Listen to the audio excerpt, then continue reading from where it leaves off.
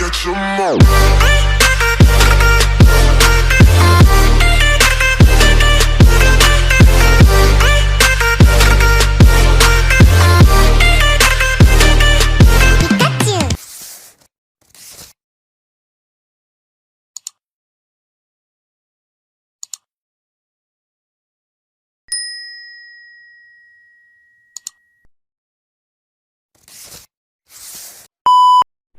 Bismillahirrahmanirrahim. Assalamualaikum warahmatullahi wabarakatuh. Selamat datang di channel Ruang Riung Gaming. Di sini saya Zamzam Andrian Sigit akan menampilkan video presentasi tentang sistem informasi dalam keperawatan. Langsung saja ke video. Dari jurnal pertama, yaitu aplikasi standar proses keperawatan, diagnosis, outcome, dan intervensi pada asuhan keperawatan. Langsung ke bagian penjelasan pendahuluan. Keperawatan merupakan profesi unik yang memiliki fokus utama caring, yaitu bagaimana memberikan dan mengelola asuhan yang dibutuhkan pasien. Hal ini menjadikan perawat memiliki peran baik pemberi asuhan sebagai kemampuan klinis dan juga koordinator sebagai komponen manajerial. Peran perawat sebagai pemberi asuhan merupakan komponen penting yang esensial dalam sistem pemberian pelayanan kesehatan. Kemampuan dan keterampilan perawat yang kuat dalam kepemimpinan dan administratif yang penting bagi pasien dan keselamatannya, serta sistem pelayanan dan aksesnya. Mutu asuhan yang unggul dapat memenuhi kebutuhan masyarakat terhadap kesehatan. Tuntunan tersebut membuat perawat perlu dipersiapkan dengan baik untuk memelopori strategi perubahan dan mengelola secara efektif koordinasi dan integrasi dari tim interdisipliner, kebutuhan masyarakat, dan sistem asuhan yang berkelanjutan, menurut Rabello et al. 2016.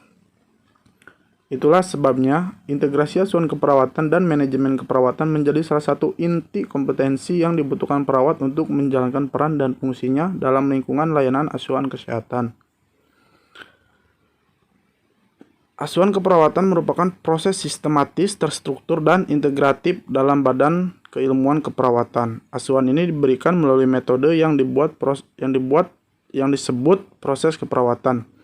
Proses keperawatan yang didasari teori Orlando Deliberative Nursing Process ini menyatakan bahwa tindakan atau perilaku yang ditunjukkan perawat merupakan hasil pertimbangan berdasarkan kebutuhan pasien.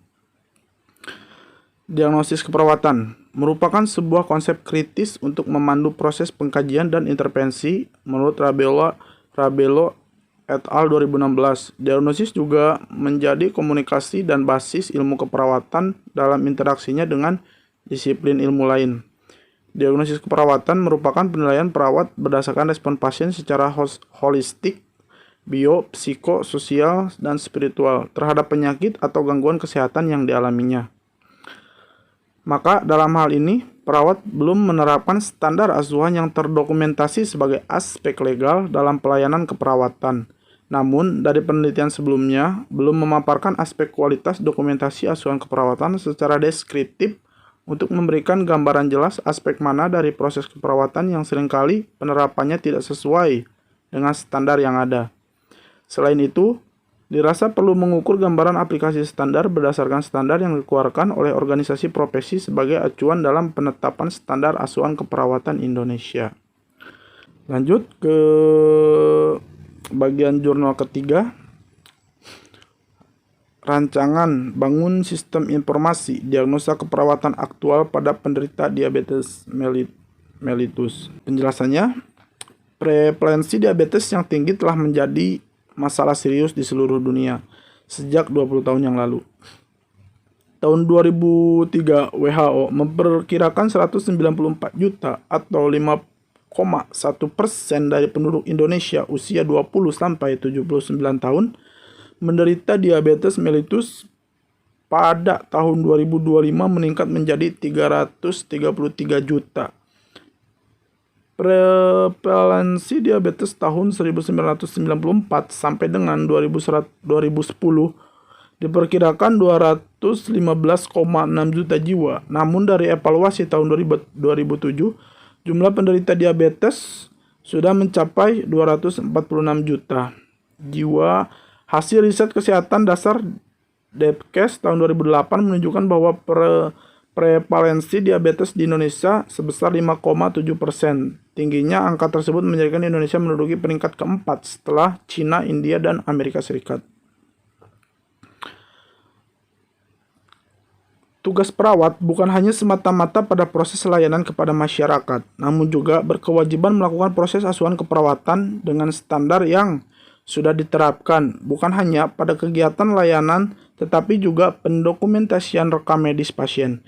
Tingginya layanan kepada pasien berdampak tidak sepenuhnya dokumentasi dapat dilakukan oleh petugas perawat secara maksimal, apalagi dokumentasi atau pencatatan tersebut dilakukan secara manual.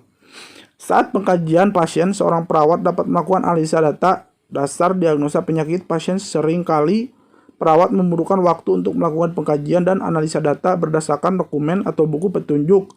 Perkembangan teknologi informasi khususnya perangkat lunak saat ini sudah banyak dikembangkan untuk menunjang kegiatan atau kerja di bidang-bidang, dalam hal ini sistem informasi kesehatan. Seperti yang dijelaskan di jurnal sebelumnya, teknologi sekarang memang sangat membantu pada proses keperawatan. Salah satunya mungkin lebih mengefisienkan waktu dalam proses asuhan keperawatan, sehingga perawat pun mampu melakukan atau memberikan pelayanan lebih efektif kepada pasien.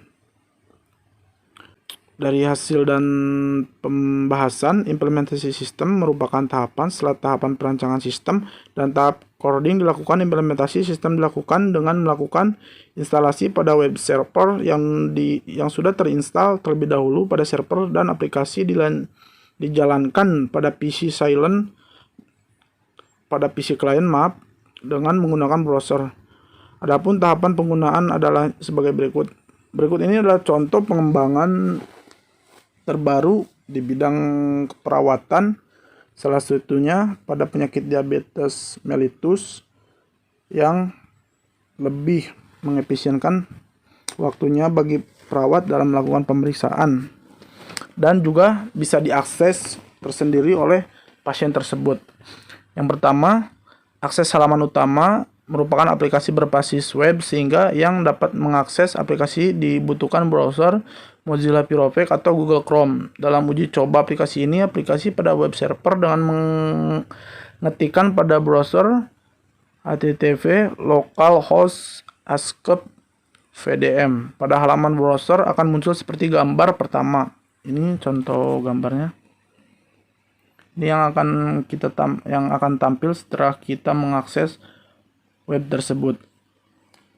Langsung ke bagian kedua, pengkajian pasien melakukan pencatatan batasan karakteristik dari pasien ketika perawat melakukan suatu interview seperti gambar 2. Ada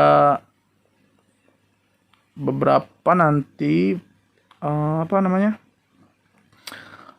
pilihan di situ untuk kita mengakses apa yang kita butuhkan.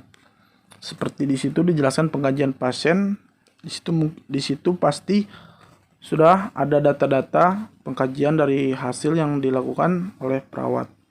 Yang ketiga, menampilkan hasil diagnosis. Setelah kita melakukan langkah kedua, setelah dilihatnya hasil pengkajiannya, maka akan muncul juga hasil diagnosis. Merupakan langkah seorang perawat untuk menampilkan diagnosis seperti pada gambar ketiga.